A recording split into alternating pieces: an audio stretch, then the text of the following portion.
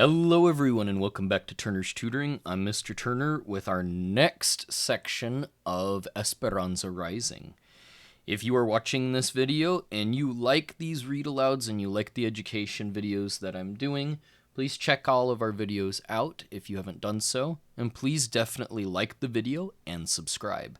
Let's go ahead and get into the next section, Los Melones, the cantaloupes. I'm using the highlighting method, or bookmark method, you could say, to highlight the words that we are reading. Follow along right above the bookmark. Let's go ahead and get started.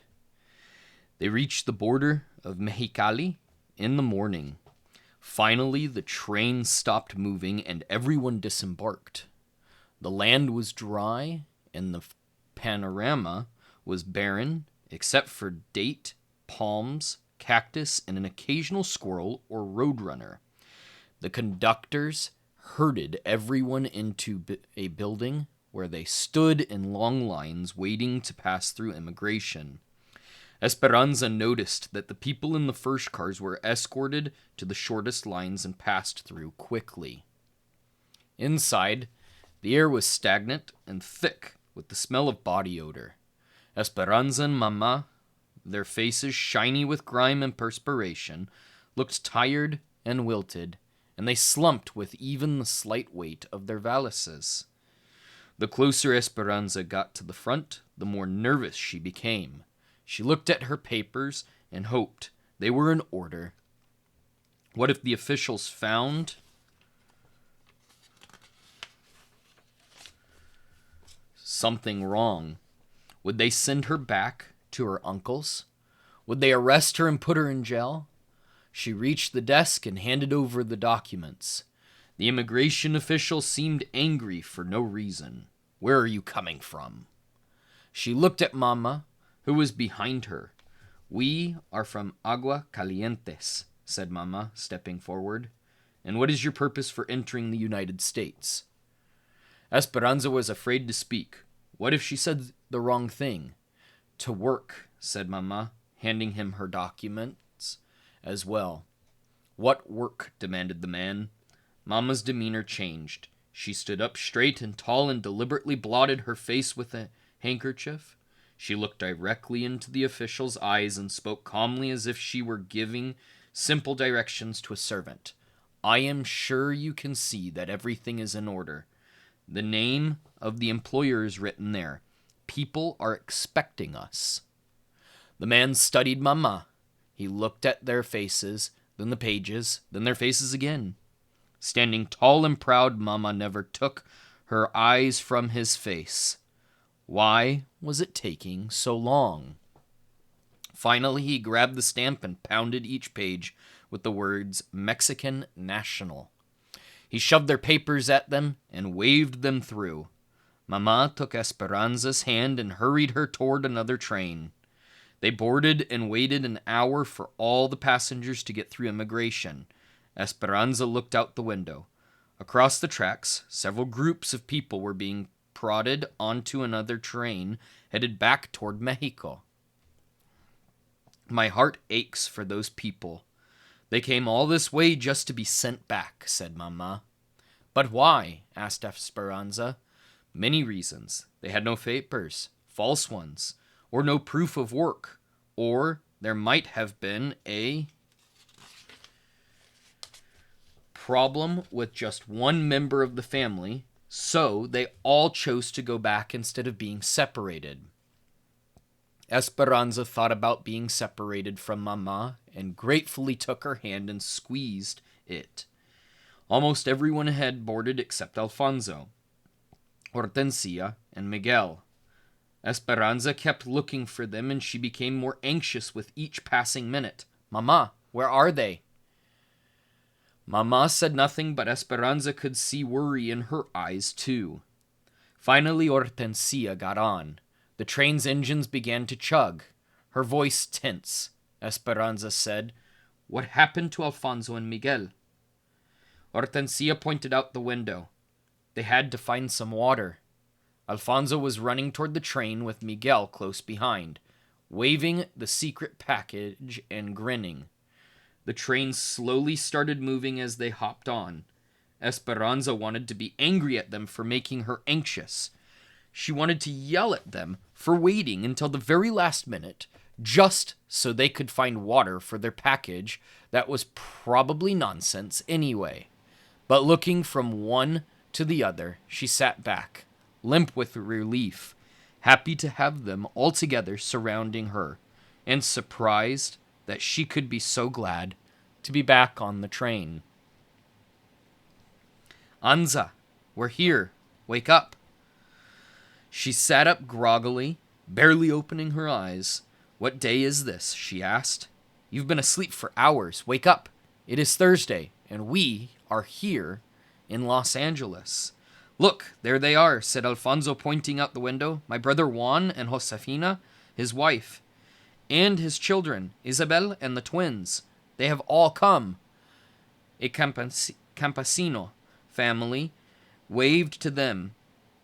Juan and Josefina easily held a baby about a year old in their arms. It was easy to see that the man was Alfonso's brother, even though he didn't have a mustache. Josefina was plump with a round face and a complexion that was fairer than Esperanza's. She was smiling and waving with her free hand. Next to her stood a girl about 8 years old wearing a dress that was too big and shoes with no socks.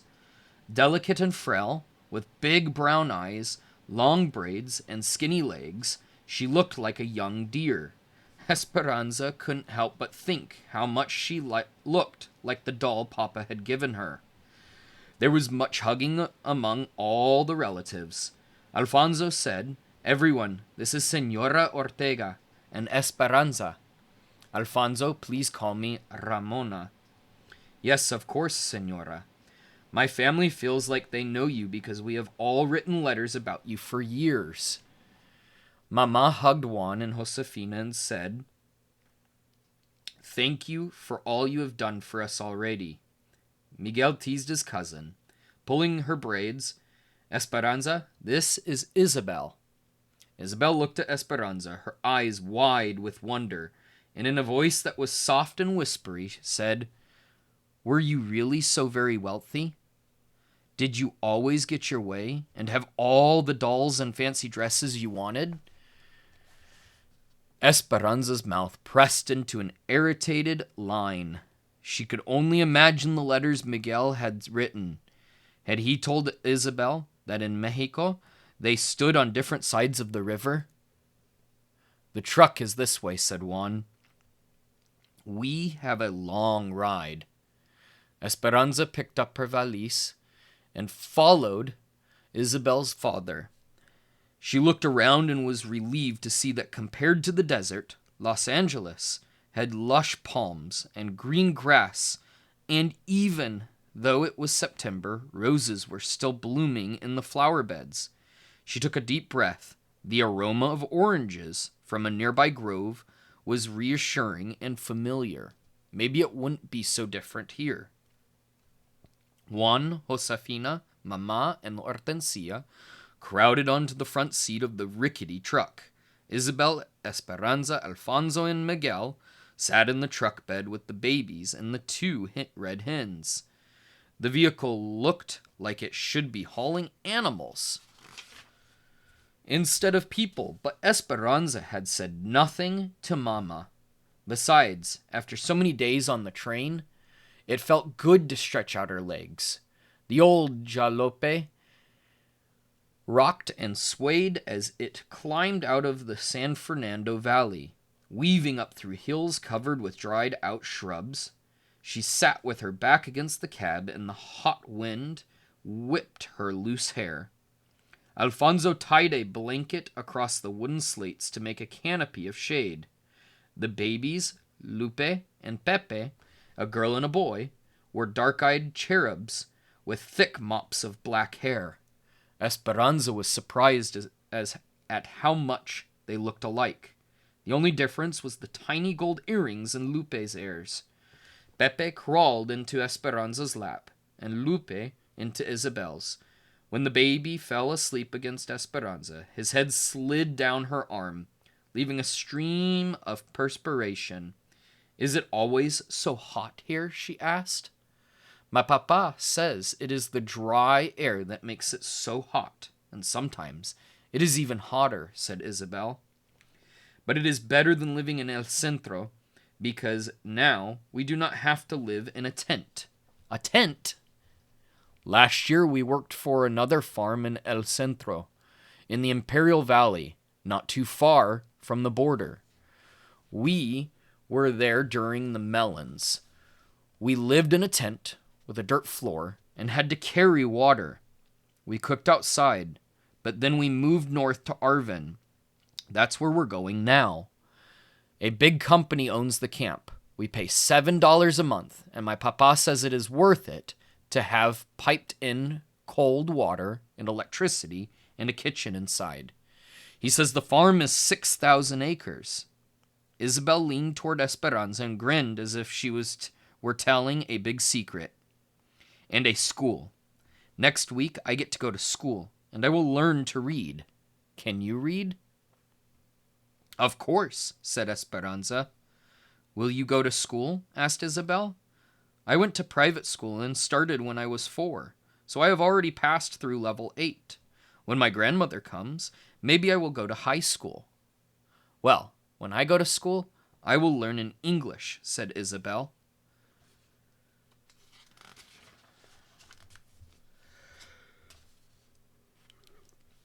Esperanza nodded and tried to smile back.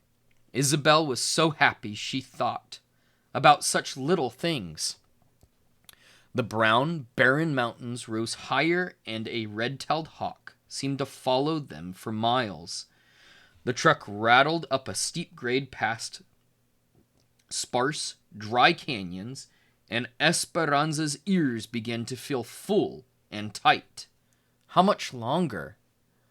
"We will stop for lunch soon," said Isabel. They wove through the golden hills, softly sculpted with rounded tops, until Juan finally slowed the truck and turned down a side road.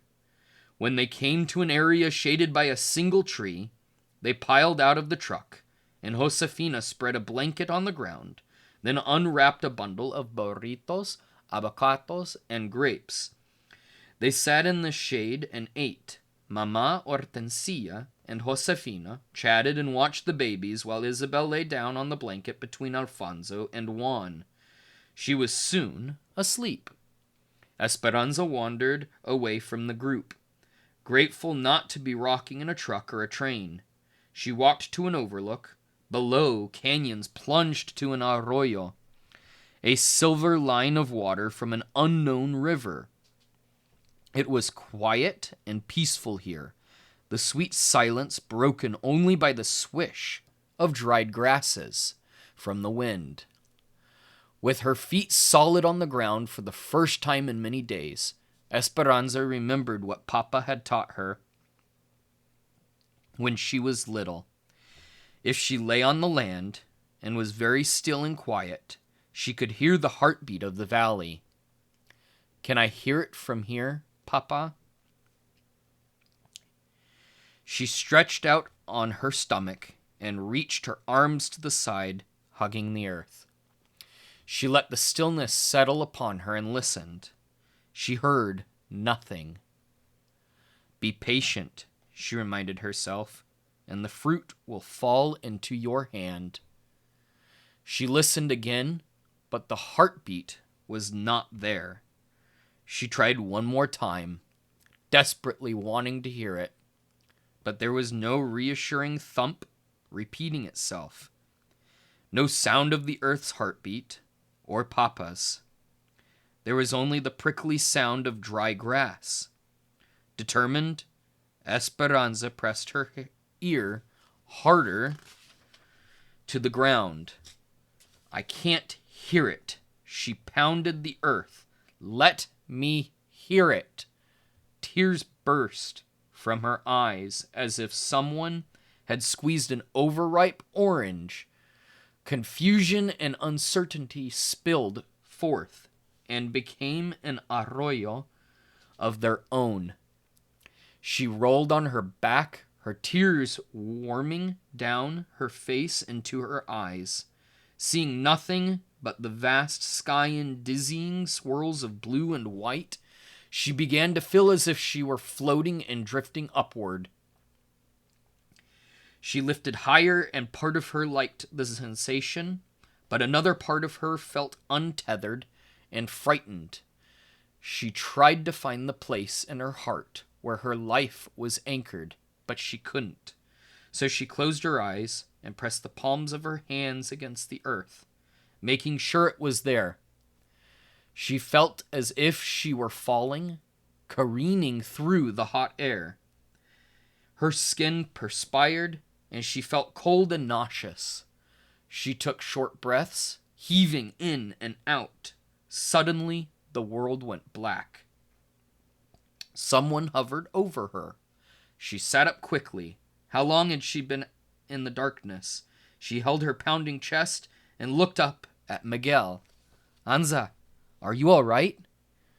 She took a deep breath and brushed off her dress. Had she really floated above the earth? Had Miguel seen her? She knew her face was red and blotchy. "I'm fine," she said quickly, wiping the tears from her face. "Don't tell Mama. You know. She worries." Miguel nodded. He sat down close to her. Without asking any questions, he took her hand and stayed with her, the quiet interrupted only by her occasional staccato breaths. "I miss him too," Miguel whispered, squeezing her hand. "I miss the ranch and Mexico and Abuelita, everything. And I am sorry about what Isabel said to you. I meant nothing by it." She stared at the dark brown and purple ridges staggered in the distance and let the ripe tears cascade down her cheeks. And this time, Esperanza did not let go of Miguel's hand.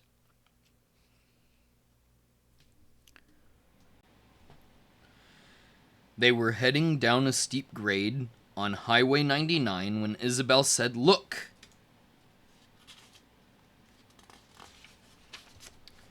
Esperanza leaned around the side of the truck. As they rounded a curve, it appeared as if the mountains pulled away from each other, like a curtain opening on a stage, revealing the San Joaquin Valley beyond. Flat and spacious, it spread out like a blanket of patchwork fields. Esperanza could see no end to the plots of yellow, brown, and shades of green. The road finally leveled out on the valley floor, and she gazed back at the mountains from where they'd come. They looked like monstrous lions' paws resting at the edge of the ridge. A big truck blew its horn, and Juan pulled over to let it pass, its bed bulging with cantaloupes. Another truck and another did the same. A caravan of trucks passed them, all piled high with the round melons. On one side of the highway, acres of grapevines stretched out in soldiered rows and swallowed up the arbors. On the other side, fields and fields of dark green cotton plants became a sea of milk-white puffs. This was not a gently rolling landscape like Agua Caliente's, for as far as the eye could travel, the land was unbroken by even a hillock. Esperanza felt dizzy looking at the repeated straight rows of grapes and had to turn her head away. They finally turned east off the main highway. The truck went slower now, and Esperanza could see workers in the fields. People waved, and Juan honked the truck horn in return. Then he pulled the truck to the side of the road and pointed to a field that had been cleared of its harvest. Dried, rambling vines covered the acre, and leftover melons dotted the ground. "The field markers are down. We can take as many as we can carry," he called back to them. Alfonso jumped out, tossed a dozen cantaloupes to Miguel, then stepped up on the running board and slapped the top of the truck for Juan to start again. The melons, warmed by the valley sun, rolled and somersaulted with each bump of the truck. Two girls walking along the road waved, and Juan stopped again. One of them climbed in, a girl about Miguel's age. Her hair was short, black, and curly, and her features were sharp and pointed. She leaned back against the side of the truck, her hands behind her head, and she studied Esperanza, her eyes darting at Miguel whenever she could. "This is Marta," said Isabel. "She lives at another camp where they pick cotton, but it is owned by a different company. Her aunt and uncle live at our camp, so she stays with them sometimes." "Where are you from?" asked Marta. "Agua Calientes, el Rancho de las Rosas," said Esperanza. "I have never heard of El Rancho de las Rosas. Is that a town?" "It was the ranch they lived on," said Isabel proudly, her eyes round and shining. Esperanza's father owned it and thousands of acres of land. She had lots of servants and beautiful dresses, and she went to private school too. Miguel is my cousin, and he and his parents worked for them. So you're a princess who's come to be a peasant? Where's all your finery?" Esperanza stared at her and said nothing. "What's the matter? Silver spoon stuck in your mouth?" Her voice was smart and biting. "A fire destroyed everything. She and her mother have come to work like the rest of us," said Miguel. Confused, Isabel added, "Esperanza's nice. Her papa died." "Well, my father died too," said Marta. "Before he came to this country, he fought in the Mexican Revolution against people like her father who owned all the land." Esperanza stared back at Marta, unblinking. What had she done to deserve this girl's insults? Through gritted teeth, she said, "You know nothing of my papa. He was a good, kind man who gave much of his property to his servants." "That might be so," said Marta, "but there were plenty of the rich who did not. That was not my papa's fault." Isabel pointed to one of the fields, trying to change the subject. "Those people are Filipinos," she said. "They live in their own camp. And see over there," she pointed to a field down the road. "Those people are from Oklahoma. They live in Camp 8. There's a Japanese camp too. We all live separate and work separate. They don't mix us. They don't want us banding together for higher wages or better housing," said Marta. "The owners think if Mexicans have no hot water, that we won't mind as long as we think no one has any. They don't want us talking to the Okies from Oklahoma or anyone else because we might discover that they have hot water. See?" "Do the Okies have hot water?" asked Miguel. "Not yet, but if they get it, we will strike." "Strike?" said Miguel. "You mean you will stop working? Don't you need your job?" "Of course I need my job, but if all the workers join together and refuse to work, we might all get better conditions." "Are the conditions so bad?" asked Miguel. "Some are decent. The place you are going to is one of the better ones. They even have fiestas. There's a Jamaica this Saturday night." Isabel turned to Esperanza. "You will love the Jamaicas. We have them every Saturday night during the summer. There is music and food and dancing. This Saturday is the last for this year because soon it will be too cold." Esperanza nodded and tried to pay attention to Isabel. Marta and Miguel talked and grinned back and forth. An unfamiliar feeling was creeping up inside of Esperanza. She wanted to toss Marta out of the moving truck and scold Miguel for even talking to her. Hadn't he seen her rudeness? She brooded as they rode past miles of young tamarisk trees that seemed to be the border of someone's property. "Beyond those trees is the Mexican camp," said Isabel, "where we live." Marta smirked at Esperanza and said, "Just so you know, this isn't Mexico. No one will be waiting on you here." Then she gave her a phony smile and said, "Entiendes?" Understand? Esperanza stared back at her in silence. The one thing she did understand was that she did not like Marta.